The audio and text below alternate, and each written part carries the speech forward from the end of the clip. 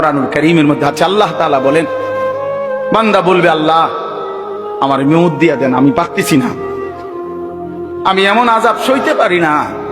আল্লাহ বলবে বান্দা তুমি জানো না, লা ইউকদা আলাইহিম ফায়ামুতু, এখানে তো মৃত্যুর কোনো ফয়সালা নাই।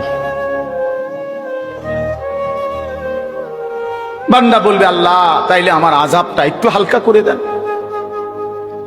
আমারে মাসে একদিন বিরতি দেন, আমার 24 ঘন্টার মধ্যে 10টা মিনিট একটু জিরাইতে দেন, আমি যে আর পারছি না এই আগুনে।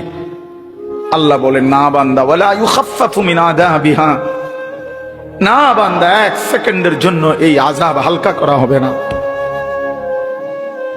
জাহান্নামী বলবে আল্লাহ তাইলে আমার দুনিয়া দেন, আমার কদ্দু যাইতে দেন আমার দুনিয়ায়, আমি এবারে গেলে নেক আমল করব। আল্লাহ বলবেন না বান্দা, না না, ফেরত যাওয়া হবে না, ফেরত যাওয়া যাবে না।